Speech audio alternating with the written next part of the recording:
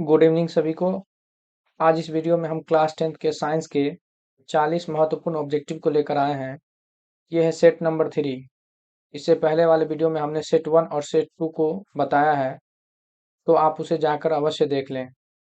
आइए बिना देर किए हम लोग क्वेश्चन 1 पे चलते हैं। पहला क्वेश्चन है, विद्युत चुंबक बनाने के लिए प्रायः किस पदार्थ के छड़ का उपयोग होता है? ऑप्शन ए है इस्पात, बी है पीतल, सी है नरम लोहा, डी है इनमें से कोई नहीं। इसका जो सही आंसर होगा ऑप्शन नंबर सी, नरम लोहा। आइए हम लोग दूसरे क्वेश्चन को देखते हैं। दूसरा क्वेश्चन है, हमारे घरों में जो विद्युत आपूर्ति की जाती है वह ऑप्शन ए है 220 वोल्ट पर दिष्ट धारा होती है, ऑप्शन बी है 12 वोल्ट पर दिष्ट धारा होती है, सी है 220 वोल्ट पर प्रत्यावर्ती धारा होती है, डी है 12 वोल्ट पर प्रत्यावर्ती धारा होती है। इसका जो सही आंसर होगा वो ऑप्शन नंबर सी, 220 वोल्ट पर प्रत्यावर्ती धारा होती है। नेक्स्ट क्वेश्चन पे चलते हैं। नेक्स्ट क्वेश्चन है, किसी वस्तु का प्रतिबिंब आंख के जिस भाग पर पड़ता है वह है? Option A cornea, option B retina, option C पुतली, ऑप्शन डी आइरिस। तो किसी वस्तु का जो प्रतिबिंब आंख पे बनता है वो आंख के रेटिना वाले भाग पे बनता है। ऑप्शन नंबर बी आपका सही जवाब होगा। नेक्स्ट क्वेश्चन पे चलते हैं। एक स्वस्थ आंख के लिए दूर बिंदु होता है। एक स्वस्थ आंख के लिए दूर बिंदु होता है। ऑप्शन ए है 25 सेंटीमीटर, बी है 0, सी है 250 सेंटीमीटर, डी है अनंत। तो एक स्वस्थ आंख के लिए जो दूर बिंदु होता है वो अनंत होता है। नेक्स्ट क्वेश्चन पे चलते हैं। नेक्स्ट क्वेश्चन है, जीवाश्म ईंधन की ऊर्जा का वास्तविक स्रोत है? ऑप्शन ए नाभिकीय संलयन, बी चंद्रमा, सी है सूर्य, डी है इनमें से कोई नहीं। इसका जो सही जवाब होगा वो ऑप्शन नंबर सी, सूर्य होगा। नेक्स्ट क्वेश्चन पे चलते हैं। नेक्स्ट क्वेश्चन है, विद्युत चुंबकीय प्रेरण की खोज किसने की थी? ऑप्शन ए है फैराडे, बी है मैक्सवेल, सी है एम्पियर, डी है फ्लेमिंग। तो विद्युत चुंबकीय प्रेरण की जो खोज है वो आपका फैराडे ने किया था। नेक्स्ट क्वेश्चन पे चलते हैं। नेक्स्ट क्वेश्चन है, जो नेत्र निकट स्थित वस्तु को साफ नहीं देख सकता उस नेत्र में होता है? जो नेत्र निकट स्थित वस्तु को साफ नहीं देख सकता उस नेत्र में होता है। ऑप्शन ए है दूर दृष्टि दोष, बी है निकट दृष्टि दोष, सी है जरा दृष्टि दोष, डी है वर्णांधता। तो जो व्यक्ति जो है निकट स्थित वस्तु को साफ साफ नहीं देखता है उसमें दूर दृष्टि दोष होता है। नेक्स्ट क्वेश्चन पे चलते हैं। नेक्स्ट क्वेश्चन है, समीकरण CaCO3 arrow CaO plus CO2 किस प्रकार का समीकरण है? ऑप्शन ए वियोजन, बी है संयोजन, सी है उभयगामी, डी है प्रतिस्थापन। तो आप इस समीकरण में देखिए CaCO3 जो है वो टूट करके दो भाग में बट गया है, CaO और CO2, मतलब बट गया है, मतलब वियोजित हो गया। तो इसका ऑप्शन जो होगा वो सही होगा, वो ऑप्शन नंबर ए वियोजन अभिक्रिया। नेक्स्ट क्वेश्चन पे चलते हैं। नेक्स्ट क्वेश्चन है, शाक सब्जियों का विघटित होकर कंपोस्ट बनना किस अभिक्रिया का उदाहरण है? तो शाक सब्जी जो है सड़ गल जाता है और कंपोस्ट बन जाता है। ये आपका उष्माक्षेपी अभिक्रिया का उदाहरण है। ऑप्शन नंबर बी आपका सही जवाब होगा। नेक्स्ट क्वेश्चन पे चलते हैं। नेक्स्ट क्वेश्चन है, निम्नलिखित में कौन विजातीय यौगिक है? पहला ऑप्शन है चूना पत्थर, दूसरा है खरिया, तीसरा है संगमरमर और चौथा है प्लास्टर ऑफ पेरिस। तो चूना पत्थर, खरिया और संगमरमर ये तीनों एक ही चीज है और ये प्लास्टर ऑफ पेरिस इन तीनों से अलग है। तो ऑप्शन नंबर डी आपका सही जवाब होगा। नेक्स्ट क्वेश्चन पे चलते हैं। नेक्स्ट क्वेश्चन है, निम्नलिखित में से पीएच का कौन सा मान क्षारक विलयन का मान देता है? निम्नलिखित में से पीएच का कौन सा मान क्षारक विलयन का मान देता है? तो 0 से लेकर 7 तक अम्लीय होता है, अम्लीय, और 7 जो होगा वो आपका उदासीन होगा, उदासीन, और 7 से ज्यादा और 14, 7 से 14 के बीच में आपका क्षारीय होगा। इसमें देख लीजिए क्षारीय विलयन का पूछ रहा है, तो ऑप्शन नंबर डी आपका सही होगा। नेक्स्ट क्वेश्चन पे चलते हैं। नेक्स्ट क्वेश्चन है, कौन सा अधातु कमरे के ताप पर द्रव होता है? पूछ रहा है कौन सा अधातु कमरे के ताप पर द्रव होता है? तो ऑप्शन नंबर ए ब्रोमीन जो है वो कमरे के ताप पर द्रव होता है। नेक्स्ट क्वेश्चन पे चलते हैं। नेक्स्ट क्वेश्चन है, सीसा और टीन की मिश्र धातु को कहते हैं? सीसा और टीन की मिश्र धातु को कहते हैं? ऑप्शन ए सोल्डर, बी है स्टील, सी है गन मेटल और डी है उपधातु। इसका जो सही जवाब होगा वो option number A solder. Next question पे चलते हैं। नेक्स्ट क्वेश्चन है ऑक्सीजन के दो परमाणुओं के बीच कितने आबंध होते हैं? ऑक्सीजन के दो परमाणुओं के बीच कितने आबंध पाए जाते हैं? ऑप्शन ए है 1, बी है 2, सी है 3, डी है कोई आबंध नहीं। इसका जो सही जवाब होगा आपका ऑप्शन नंबर बी सही जवाब होगा, 2 आबंध। नेक्स्ट क्वेश्चन पे चलते हैं। नेक्स्ट क्वेश्चन है निम्नलिखित में से किसे आप उपभोक्ता की श्रेणी में रखेंगे? ऑप्शन ए है हरे पौधे, बी है नीला हरित शैवाल, सी है जंगली जानवर, डी है फूल और पत्ते। तो आपसे उपभोक्ता पूछ रहा है तो जंगली जानवर होगा उपभोक्ता। ऑप्शन सी आपका सही जवाब होगा। नेक्स्ट क्वेश्चन पे चलते हैं। नेक्स्ट क्वेश्चन है कवक में पोषण की कौन सी विधि है? ऑप्शन ए स्वपोषी, बी मृतजीवी, सी है समभोजी, डी है इनमें से कोई नहीं। तो कवक में जो पोषण की विधि है वो आपका मृतजीवी है। ऑप्शन नंबर बी आपका सही जवाब होगा। नेक्स्ट क्वेश्चन पे चलते हैं। नेक्स्ट क्वेश्चन है मुकुलन द्वारा प्रजनन किसमें होता है? तो मुकुलन द्वारा प्रजनन जो होता है आपका वो यीस्ट में होता है। ऑप्शन नंबर बी आपका सही जवाब होगा यीस्ट। नेक्स्ट क्वेश्चन पे चलते हैं। नेक्स्ट क्वेश्चन है मानव में डायलिसिस थैली है? मानव में डायलिसिस थैली है। Option A nephron, option B neuron, option C mitochondria, option D इनमें से कोई नहीं। तो मानव में जो डायलिसिस थैली है वो नेफ्रॉन होता है। ऑप्शन नंबर ए आपका सही जवाब होगा। नेक्स्ट क्वेश्चन पे चलते हैं। नेक्स्ट क्वेश्चन है पुष्पी पौधे में लैंगिक जनन किसके द्वारा होता है? पुष्पी पौधे में लैंगिक जनन किसके द्वारा होता है? ऑप्शन ए पत्तियों द्वारा, ऑप्शन बी तने द्वारा, ऑप्शन सी फूलों द्वारा और ऑप्शन डी बीज द्वारा। पुष्पी पौधे में जो लैंगिक जनन होता है वो फूलों द्वारा होता है। ऑप्शन नंबर सी आपका सही जवाब होगा।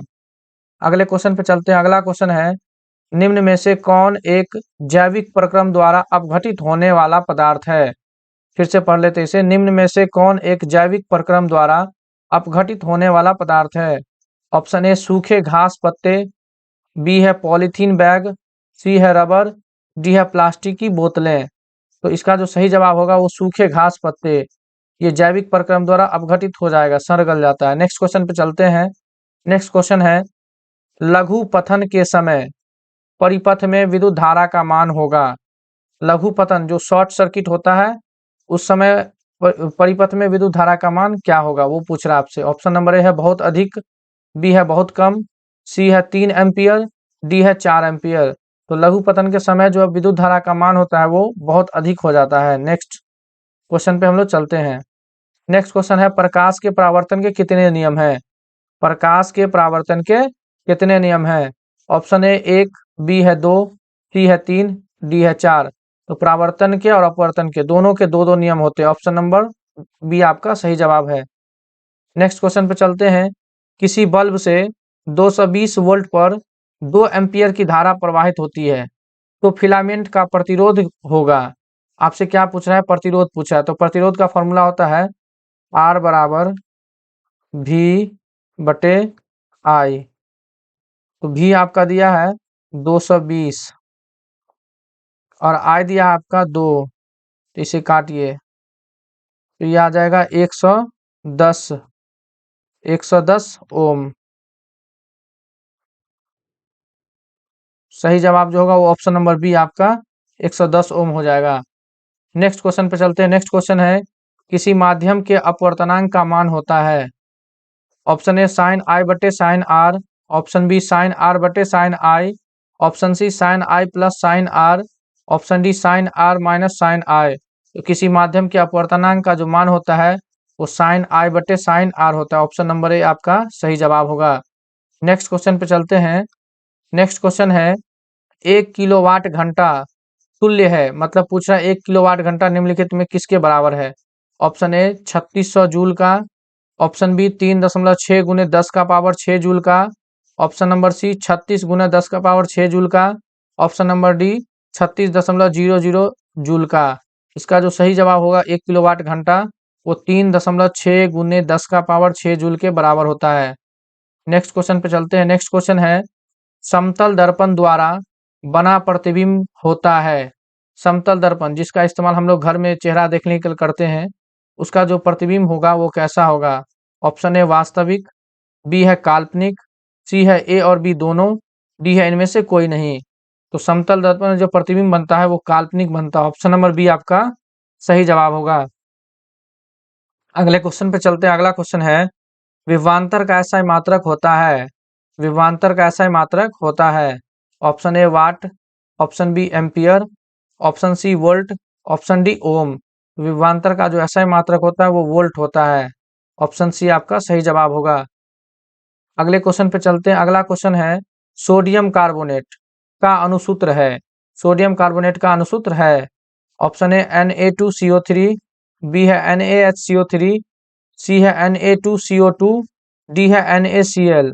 तो सोडियम कार्बोनेट का जो अणुसूत्र होगा वो Na2CO3 होगा। ऑप्शन नंबर ए आपका सही जवाब होगा। नेक्स्ट क्वेश्चन पे चलते हैं। नेक्स्ट क्वेश्चन है, बेंजीन का अणुसूत्र है। बेंजीन का अणुसूत्र है। Option A C2H4, option B C2H2, option C है C6H6, ऑप्शन डी है CH4। तो बेंजीन का जो अणुसूत्र होता है C6H6, option number C C6H6। Next question पे चलते हैं। नेक्स्ट क्वेश्चन है, इथाइल अल्कोहल का अणुसूत्र है। इथाइल अल्कोहल का अणुसूत्र है। इथाइल अल्कोहल का अणुसूत्र पूछ रहा है आपसे। ऑप्शन ए है CH3OH, ऑप्शन बी है C2H5OH, ऑप्शन सी है C2H6OH, ऑप्शन डी है C2H2OH। अल्कोहल है तो इसका जो प्रक्रियात्मक समूह होता है वो OH होता है। इथाइल है तो दो कार्बन, तो दो कार्बन इसमें है और इसमें है, तो दो कार्बन और हाइड्रोजन जोड़ना है, उसके साथ एक OH लगाना है। तो एक दो, इसके साथ हाइड्रोजन भी लगाना है और OH भी लगाना है। तो OH और सब हाइड्रोजन दीजिए, तो हो गया C2।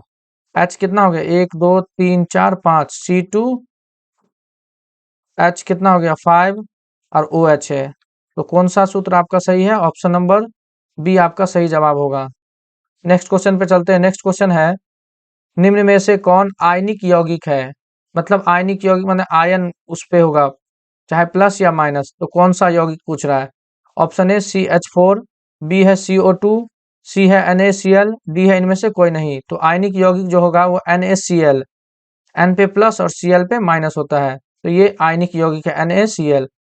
नेक्स्ट क्वेश्चन पे चलते हैं। नेक्स्ट क्वेश्चन है, आवर्त सारणी के शून्य समूह का तत्व है। आवर्त सारणी के शून्य समूह का तत्व है। Option A H hydrogen, option B helium, C है कार्बन डाइऑक्साइड और डी है क्लोरीन। तो आवर्त सारणी के शून्य समूह का जो तत्व है वो हीलियम है। ऑप्शन नंबर बी आपका सही जवाब होगा। ऑप्शन नंबर बी आपका सही जवाब होगा।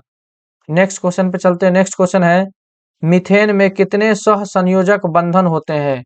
पूछा मीथेन में कितने सहसंयोजक बंधन पूछ रहा है। तो मीथेन मीथेन एक कार्बन चार हाइड्रोजन, 1 2 3 4। तो सी एक है, हाइड्रोजन कितना है? 4, CH4। तो ये मीथेन का सूत्र है। इसमें कितने सहसंयोजक आबंध हुए? 1 2 3 4, 4 हुए। तो ऑप्शन नंबर बी आपका सही जवाब है। नेक्स्ट क्वेश्चन पे चलते हैं। नेक्स्ट क्वेश्चन है, निम्न में से कौन अवकारक है? निम्न में से कौन अवकारक है? अवकारक मतलब होता है हाइड्रोजन का योग। तो यहाँ देख लीजिए, ऑप्शन नंबर डी में हाइड्रोजन सल्फाइड है, तो H2S आपका सही जवाब होगा। Option D. क्वेश्चन नंबर 35 है, इथाइल अल्कोहल किस प्रकार के श्वसन में बनता है? इथाइल अल्कोहल किस प्रकार के श्वसन में बनता है? ऑप्शन ए वायवीय, बी है अवायवीय, सी है ए और बी दोनों, डी है इनमें से कोई नहीं। इथाइल अल्कोहल जो है वो अवायवीय श्वसन में बनता है। नेक्स्ट क्वेश्चन पे चलते हैं। नेक्स्ट क्वेश्चन है, कूटपाद किस में पाया जाता है? कूटपाद किस में पाया जाता है? ऑप्शन ए यीस्ट, बी है प्लाज्मोडियम, सी है अमीबा, डी है इनमें से कोई नहीं। तो कूटपाद जो होता है वो अमीबा में होता है। ऑप्शन नंबर सी आपका सही जवाब होगा। अगले क्वेश्चन पे चलते हैं। अगला क्वेश्चन है, ओजोन परत पाई जाती है। ओजोन परत पाई जाती है। ऑप्शन नंबर ए स्ट्रेटोस्फीयर में, बी है एक्सोस्फीयर में, सी है आइनोस्फीयर में, डी है ट्रोपोस्फीयर में। तो ओजोन परत जो पाई जाती है स्ट्रेटोस्फीयर, ऑप्शन नंबर ए आपका सही होगा। नेक्स्ट क्वेश्चन पे चलते हैं। नेक्स्ट क्वेश्चन है गुणसूत्र कहाँ पाए जाते हैं? गुणसूत्र कहाँ पाए जाते हैं? ऑप्शन ए कोशिका में, ऑप्शन बी केंद्रक में, ऑप्शन सी उत्तक में, ऑप्शन डी इनमें से कोई नहीं। तो गुणसूत्र जो पाया जाता है वो केंद्रक में पाया जाता है, ऑप्शन नंबर बी आपका सही जवाब होगा। अगले क्वेश्चन पे चलते हैं। अगला क्वेश्चन है ग्वाइटर अथवा घेंघा पनपता है। ग्वाइटर अथवा घेंघा पनपता है। ऑप्शन ए चीनी की कमी से, ऑप्शन बी आयोडीन की कमी से, ऑप्शन सी रक्त की कमी से, ऑप्शन डी मोटापे से। तो गाइटर और घेंघा जो है वो आयोडीन की कमी से फैलती है या होती है। जैसे बाहर से ही दिख जाता है, गले में जो निकल जाता है आयोडीन की कमी से, वो घेंघा ही होता है। नेक्स्ट क्वेश्चन पे चलते हैं। नेक्स्ट क्वेश्चन है द ओरिजिन ऑफ स्पीसीज नामक पुस्तक किसने लिखी? द ओरिजिन ऑफ स्पीसीज नामक पुस्तक किसने लिखी? ऑप्शन ए डार्विन, बी है ओपेरिन, सी है लेमार्क, डी है इनमें से कोई नहीं। तो ये जो किताब है द ओरिजिन ऑफ स्पीसीज, इसके लेखक है डार्विन है। ऑप्शन नंबर ए आपका सही जवाब होगा।